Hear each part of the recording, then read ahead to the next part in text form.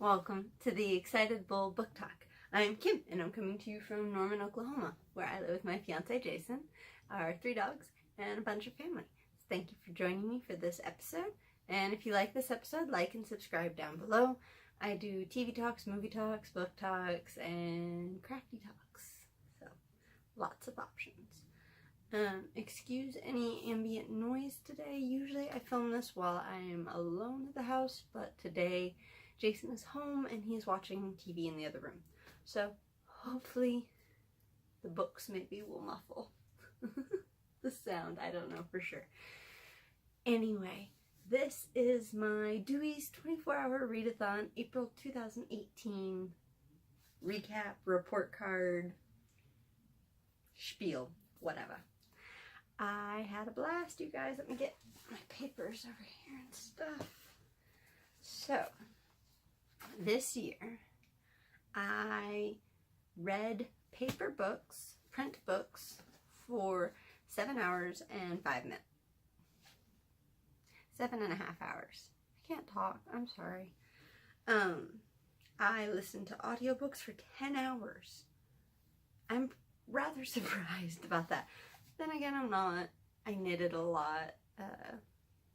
Check out the next day or so the new Crafty Time episode, and you will see why, because it's really pretty what I was working on.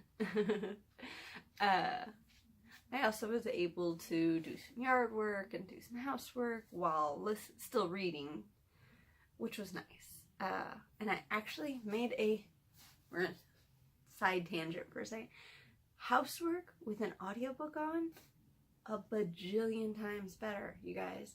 I did it again this morning because my house needed some serious TLC, because while I did a little yesterday, I didn't do near enough for the way the house was. Anyway, I put my audiobook on this morning and got to work on the kitchen, and before I knew it, the kitchen was clean.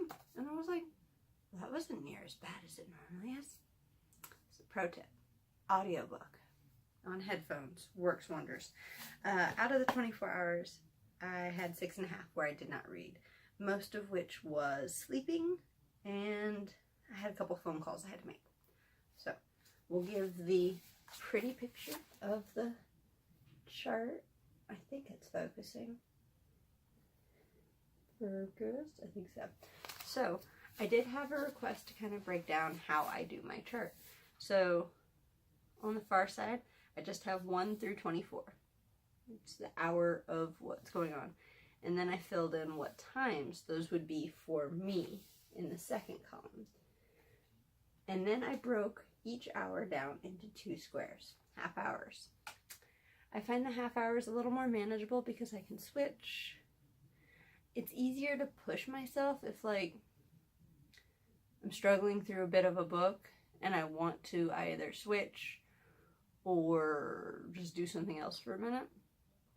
It's easier for me to say, okay, it's 6:20. Just make it 10 more minutes and 6:30, and you can switch, and then I can color in. So that way I don't have to color in the square weird, you know? So I like the half hours. It keeps me a little more accountable. And then in the second, or in the 1, 2, 3, 4th bit is the whatever was read during that first half hour, and then whatever was read during the second half of the hour.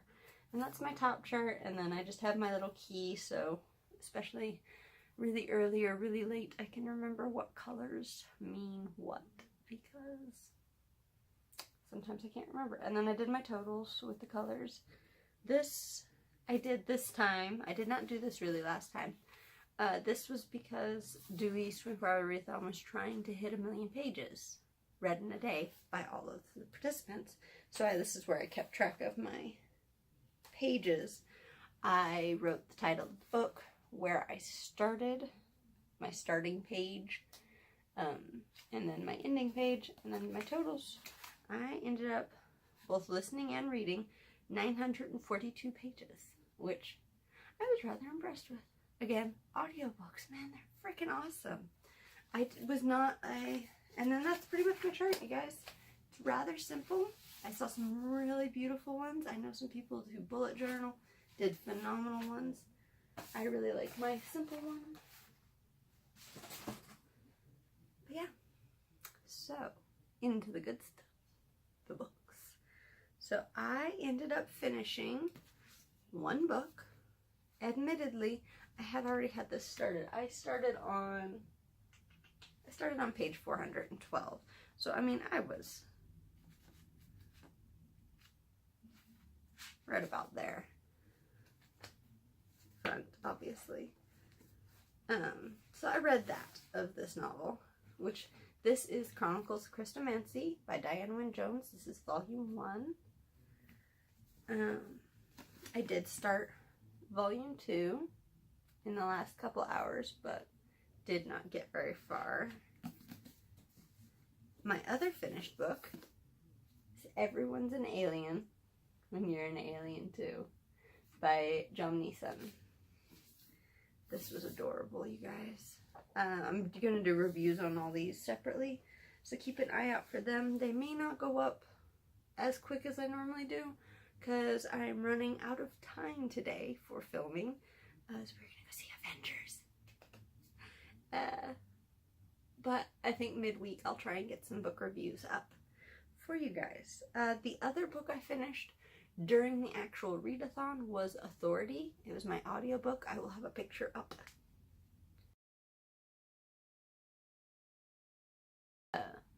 That was by Jeff Vandermeer. It was the second book in the Southern Reach trilogy. I loved it. Again, reviews later, Kim. Reviews later. Then the other two I read but didn't finish was Selected Poems 2 by Margaret Atwood. Poems are tough for me. Poems kind of go in there with short stories for me. If I'm in the right mood, it's all I want. If I'm not, I'm not. So I only got like 24 pages into this. It just wasn't driving with my mood. The audiobook that I worked on while doing the read-a-thon but did not finish was Fledgling by Octavia Butler. Picture.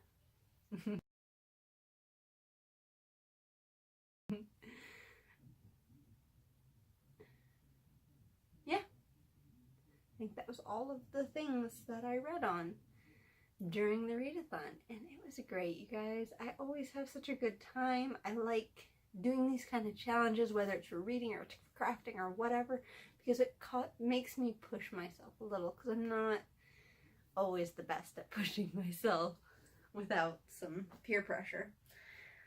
But it's great. I don't know for sure if I will be doing the October read-a-thon. I need to check the dates.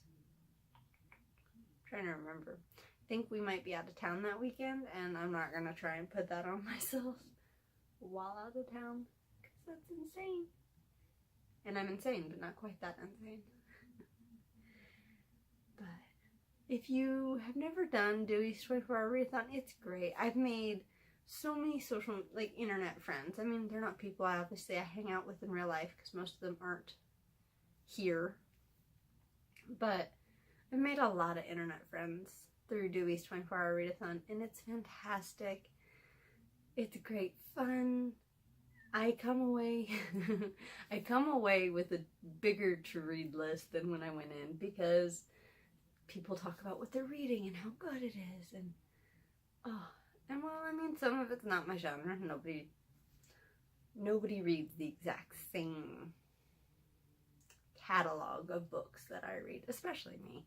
I tend to be exceptionally eccentric in my reading preferences. I mean, obviously, sci-fi, fantasy, horror are my go-to genres. If I'm stumped on what to read, those are the genres I go look at.